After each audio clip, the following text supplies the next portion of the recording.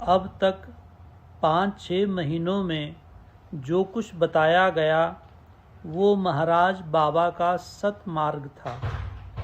उस पर चलने की ज़रूरत है। सुनने से ज़्यादा चलने की ज़रूरत है। हमने विचार किया है कि बोलना कम कर देंगे। इस मार्ग में चलने में जिसको जो कुछ ज़रूरत होगी वो आकर पूछे। भक्ति प्रिय माधवा, भगवान को भक्ति प्रिय है। ये कौन सी भक्ति जो प्यारी लगती है? भक्ति क्या चीज़ है? कई लोग सुबह उठकर पाठ कर लेते हैं और दिन भर उसके उल्टे चलते हैं। मन तो संसारी वासनाओं से भरा पड़ा है और खाली सुबह शाम थोड़ा पाठ कर लेते हैं और सोचते हैं हमने भक्ति कर ली। सबसे पहले समझना चाहिए कि हमारी जितनी भी वासनाएं हैं, इच्छाएं हैं, उसमें तीव्र इच्छा हमारी भगवान को पाने की है। सबसे बढ़कर प्रेम भगवान के लिए हो। मन ये कहे कि संसार में सिर्फ भगवान को पाना है और कुछ नहीं, तब तुम भक्ति करोगे। भक्ति शरणागति का दूसरा नाम है। बाल बच्चे यदि बीमार हो जाएं या संसार में और कोई अड़चन आ जाए तो हम भगवान से शिकायत तो नहीं करते। भगत वही होता है जो हर हालत में उसके हुक्म में बाधा न डाले। हुक्म में रहना ही भगवान की भक्ति है। उसके हुक्म से ही यहाँ मान सम्मान मिलता है। हुक्म के अंदर ही सब जीव पैदा हो रहे हैं और चल रहे हैं। कितनों की वो पालना कर रहा है। करने कराने वाला वही है। जो जान लेता है ये वो भगत है। जो अहम रखता है वो भगत नहीं है। जो तू ही तू को अपनाता है वो भगत है। जो मेरा मेरा कहता है अभी वो भक्ति से दूर है। जब तक एक भी वासना मौजूद है तब तक तुम भगत नहीं हो। जो उसमें बाधा डालता है वो बिन बुलाया मेहमान है।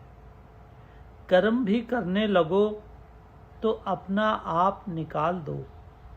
जिसने हमें बनाया है वही पालन करेगा। मन से निकाल दो कि हम किसी की पालना कर रहे हैं। अरे तुझे तो वो पाल रहा है, तू कैसे किसी को पाल सकता है? तू यंत्र बनकर काम कर। अगर मेहनत नहीं करेंगे तो रोटी नहीं मिलेगी। ये सोचना व्यर्थ है। पंछी कौन सी मेहनत करता है? जान न जान मैं तेरा मेहमान। हमारे शरीर को भी वही चला रहा है। जो भावे सो कार्य करावे, नानक दृष्टि और न आवे। इतने महान संत झूठ तो नहीं बोलते। जो ये समझे मैं ये करता, सदा गर्भ जोनी में पड़ता। जब हम अपने को कर्ता मानते हैं तो भगत कैसे बन सकते हैं? भगत तो तब बन सकते हैं जब सब कुछ तेरा है और मैं भी तेरा हूँ। हम गलत ख्यालात में अपने आप को भगत मानते हैं। उससे संसार की चीज़ मांगना व्यर्थ है। जब हम हुक्म में नहीं चलते तो भगत काहे के? यही चीज़ है मन में बिठाने की। अपने अंदर से मेरापन निकाल दो। हमने जो 5 महीनों में बताया ये अध्यात्म में रहने का तरीका है।